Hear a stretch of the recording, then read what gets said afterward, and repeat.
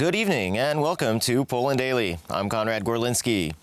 Jasna Góra Monastery in the district of Silesia witnessed the 2021 Harvest Festival with the participation of the President of the Republic of Poland, Andrzej Duda. The President thanked farmers for their hard work and for nurturing native traditions and stressed the importance of the Polish countryside in the development of our country. Ta obecność tutaj jest symbolem.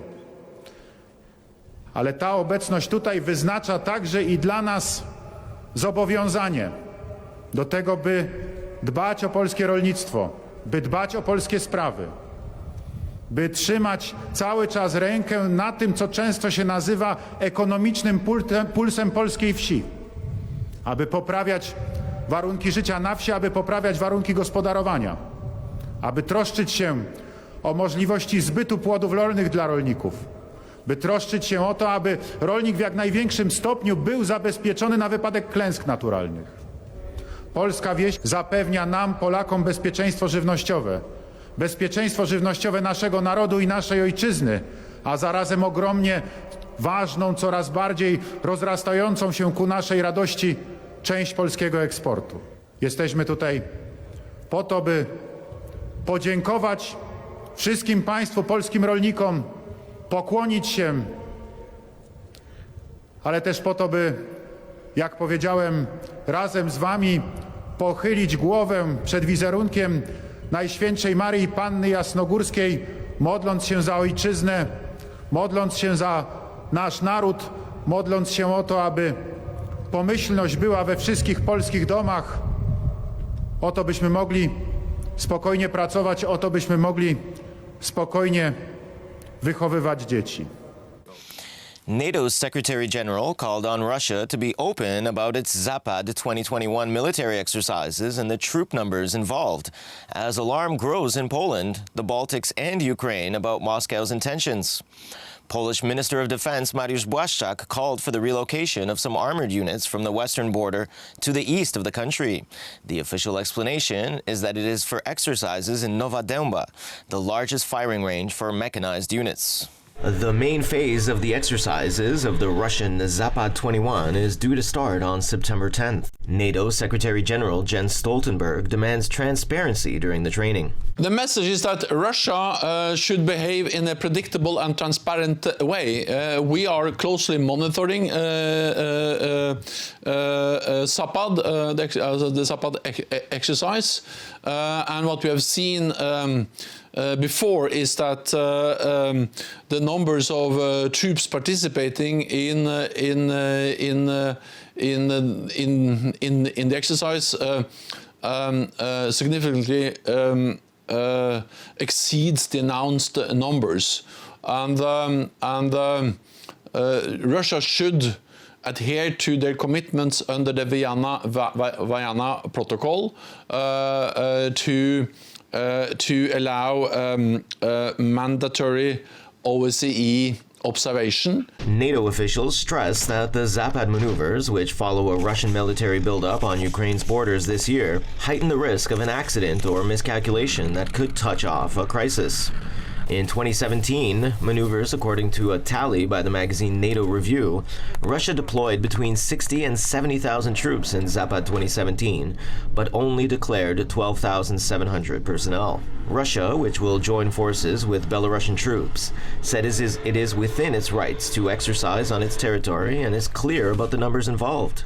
Belarus's defense ministry said in August the exercises would be held at training grounds in both Russia and Belarus and will be based on a scenario where the two countries are under attack. Western experts believe the large-scale operations using drones, missiles, and new weapons allow Russia to practice for an all-out war with the United States in Europe. NATO says it is a defensive alliance and is not looking for any conflict. Meanwhile, Polish mechanized and armored troops are training for rapid relocation of its units. The Minister of Defense tweeted, "The ability of the Polish armed forces to move quickly is crucial. The 12th Szczecin Mechanized Division is starting one of the largest exercises in years. Soldiers are now moving from the west to the eastern training grounds." Polanice-Zdrój, a resort city in the south of Poland, hosted a patriotic meeting. Telewizja Republika's Łukasz Żmuda went to report from the event. This was the 6th meeting under the motto Przystanek Niepodległość, or in English, Independence Station, organized here in Polanice-Zdrój. The gathered patriots used this time to talk about the situation in Poland.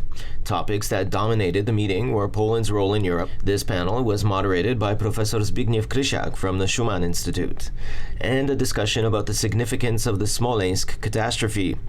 The guest speaker here was Antoni Macierewicz, chairman of the committee investigating the disaster. Without clarifying these realities, without identifying the people who are responsible for this catastrophe and the tools they used, we will not be able to oppose such events in the future. The report which we adopted on the 10th of August is of fundamental importance.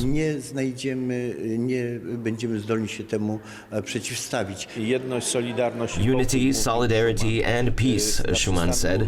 This is what we spoke about at the meeting. We remember the great Poles of the 20th century, such as Pope John Paul II or Cardinal Stefan Wyszyński. The condition of a certain order is unity and reconciliation, and we will be reconciled only when we have sovereignty and freedom. The independence of Poland is a common denominator of many issues. It is worth remembering that we have a very similar position to Hungary. The 2020 Paralympics ended in Tokyo today after nearly 2 weeks of awe-inspiring performances by athletes from around the world. Following on from the Tokyo Olympics, the Paralympics passed off without a major COVID outbreak as Japan successfully hosted back-to-back events inside a well-policed bubble.